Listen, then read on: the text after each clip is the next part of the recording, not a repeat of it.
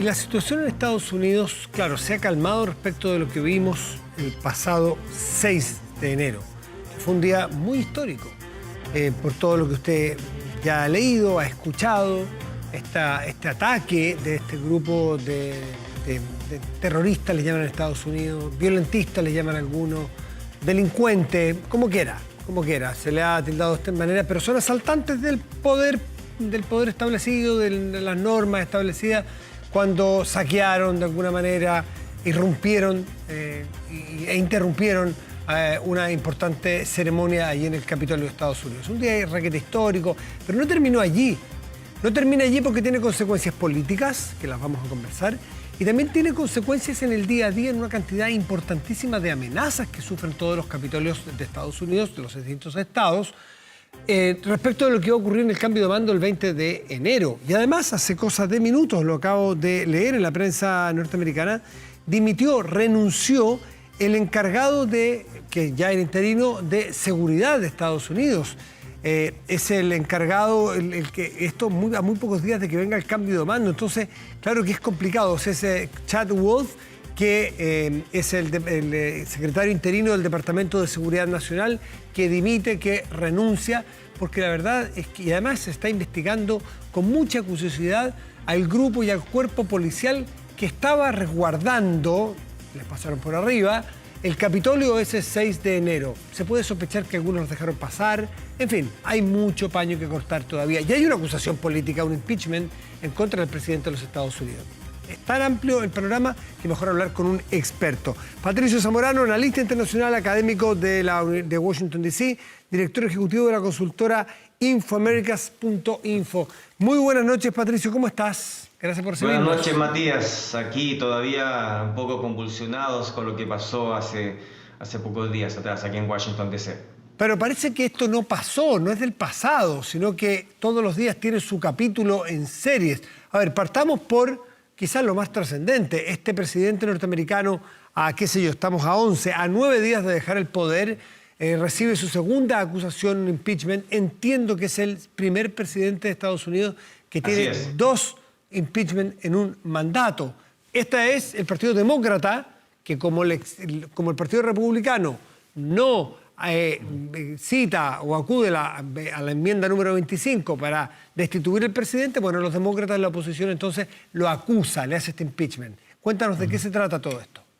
Así es, no importa que no pase el Senado para los demócratas, porque efectivamente, como tú sabes, el Senado en teoría debería aprobar este impeachment para básicamente expulsar a Donald Trump de la presidencia, pero se necesitan 2/3 y el Partido Demócrata, como tú sabes, por sí solo no tiene esos más de 60 votos, 66 votos que se necesitarían para expulsar a Donald Trump del poder. Pero el Partido Demócrata quiere dar una señal concreta, de que Donald Trump efectivamente cometió una falta grave, casi criminal. Hay que recordar que hubo 4 muertos producto de este llamado de Donald Trump a atacar, a invadir, a presionar el Capitolio, el Congreso de los Estados Unidos, cuando se estaba aprobando los votos y la certificación para los votos electorales del colegio electoral a favor de Biden. Entonces, la verdad es que independientemente de que no hay votos en el Senado, no hay ninguna duda. El Partido Demócrata quiere dar lugar a ese mensaje directo, simbólico y concreto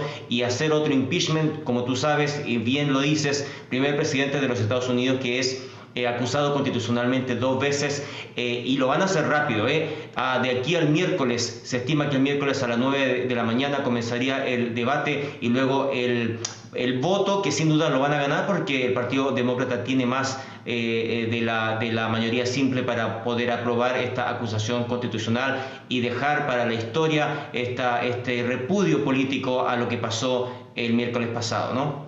Esto no tendría más que un efecto simbólico para reafirmarlo y chequearlo. Solamente el efecto simbólico porque no le impide, por ejemplo, presentarse a un cargo posteriormente, no le da ninguna, ninguna facultad distinta o más bien no lo expone a un juicio una vez que deje el poder. Sencillamente simbólico, si solamente pasa por la Cámara de Diputados o de Representantes. Así es, pero deja en entredicho contra la pared dos cosas. Primero, deja contra la pared a Donald Trump, que efectivamente va a contar para toda la historia, para la eternidad, con esta mancha, con esta mácula de haber sido el único presidente acusado constitucionalmente 2 veces. Y deja contra la pared a los republicanos, como tú sabes que la mayoría de ellos, no todos, se han mostrado también que han repudiado lo que pasó el miércoles pasado. Algunos le echan la culpa a Trump o simplemente a los grupos concretos que invadieron el Congreso y que provocaron este baño de sangre. Y en ese sentido les va a costar políticamente muy fuerte cuando tengan que negarse al impeachment frente a un hecho tan grave. Ahora, Patricio, que se cataloga de insurrección, ¿no? O sea, ahí es interesante porque saca al pizarrón al Partido Republicano, que tiene 52 senadores, si no me equivoco, de los 100, para ver quién es quién. Vamos a probablemente ver que todos los demócratas voten a favor. Y los republicanos, hay varios que van a tener una oportunidad de separar aguas con Donald Trump. Y aunque pierda el impeachment, habrá algunos republicanos que quieren ponerse del lado de los acusadores, aunque no tenga efectos al día de mañana. No, y aquí hay un tema, Matías, bien complicado desde el punto de vista moral. Hay que recordar que lo que más se parece a esta crisis es lo que pasó con Nixon. Y en esa época Nixon prefirió renunciar cuando vio que habían votos de su propio partido, del Senado republicano, que iban a votar por su destitución. En este caso no ha habido esa misma respuesta moral frente a un hecho gravísimo. O sea, hay que recordar que murieron 4 personas, 2 de ellas heridas de muerte dentro del Congreso, una mujer entre los manifestantes ex militar y un policía que fue golpeado con un extintor antiincendios en su cabeza. La verdad, una brutalidad tremenda lo que pasó, y 2 personas más muertas, una por un derrame cerebral, otro por un ataque cardíaco, y una 5ª persona murió producto de ser aplastada por una estampida de manifestantes. Entonces aquí ya hay un tema criminal y sorprende fuertemente que el Partido Republicano no esté a la altura de la historia y darle a Donald Trump la responsabilidad que merece frente a este desastre tremendo que va a marcar la historia de los Estados Unidos para siempre, ¿no? ¿Qué ha pasado estos días? Porque por lo que yo leo hay varios capitolios en distintos estados de Estados Unidos que están siendo frecuentemente o permanentemente amenazados con irrumpir, como se hizo el 6 de enero en Washington. También, de alguna manera, hay temor a qué es lo que pueda pasar ese día en Washington por el cambio de mando, por la asunción al mando de Joseph Biden.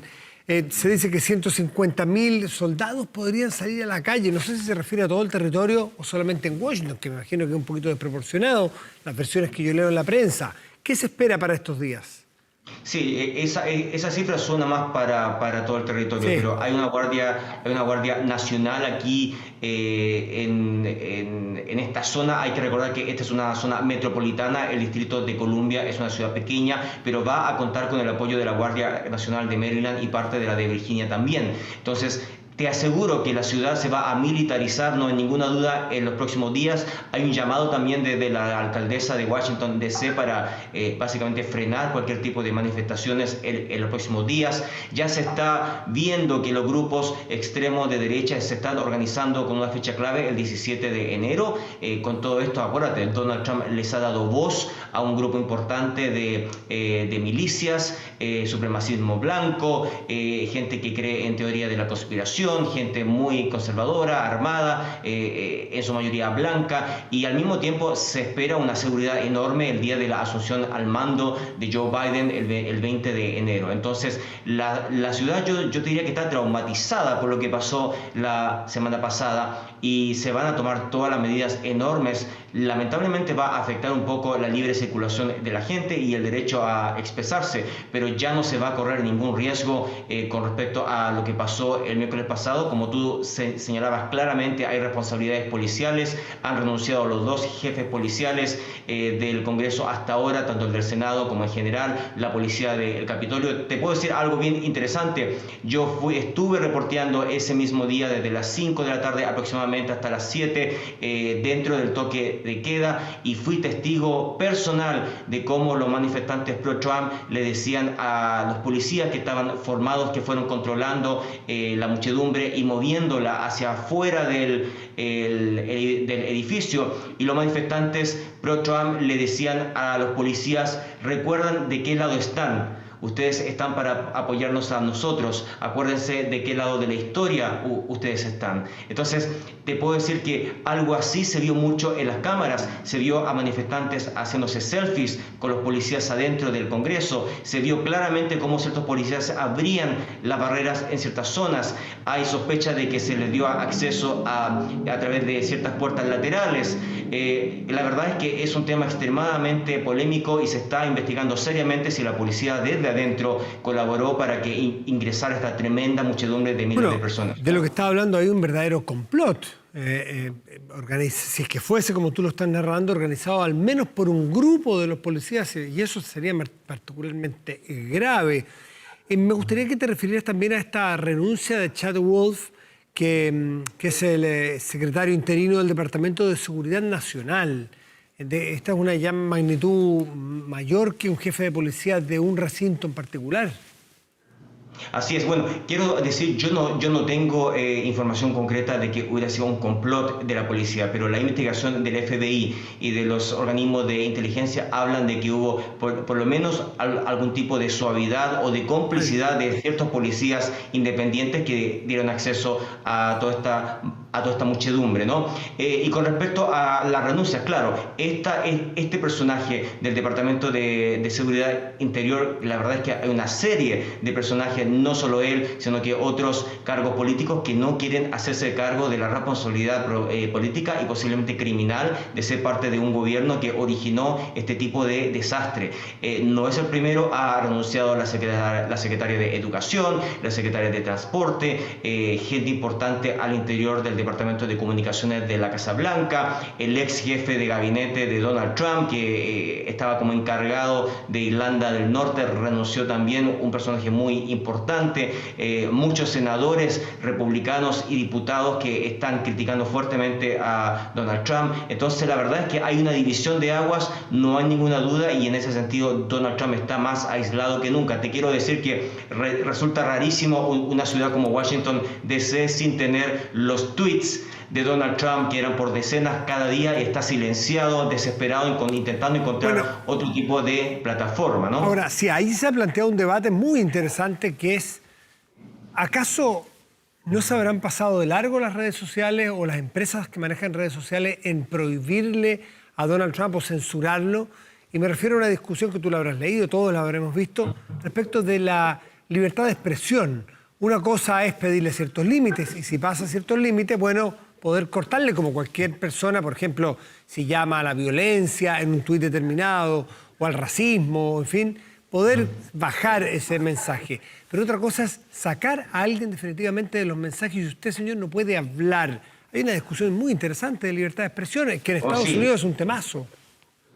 Es un tema fundamental. Lo que hizo Twitter fue histórico. Nunca se había esperado que hiciera algo así, y es primera vez que un presidente de Estado del planeta es censurado de esta forma. Y la verdad es que Twitter, te tengo que decir que había presentado una paciencia tremenda, había hecho muchas advertencias a Donald Trump.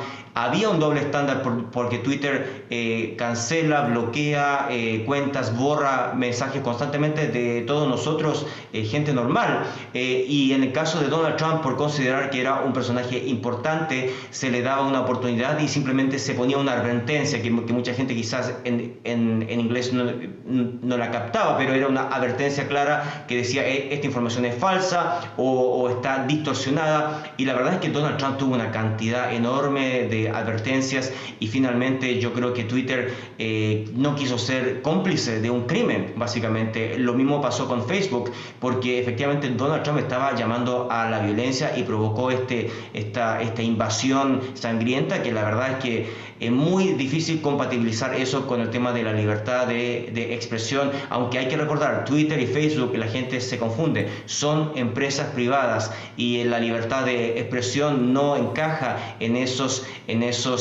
ambientes privados. La libertad de expresión es distinta para el efecto público, y claro, los medios sociales están en un área gris, pero en general Twitter y Facebook tienen todo el derecho a prestarle el servicio gratuito a quien quiera, ¿no? Y en este sentido yo diría que Donald Trump, que la verdad es que estaba acostumbrado a decir todas las barbaridades que se le ocurrían, mentiras, manipular, y ya cuando estamos hablando de un costo en vidas humanas, gente que murió, ya sin duda que estamos hablando de algo más allá de la libertad de expresión, ¿no?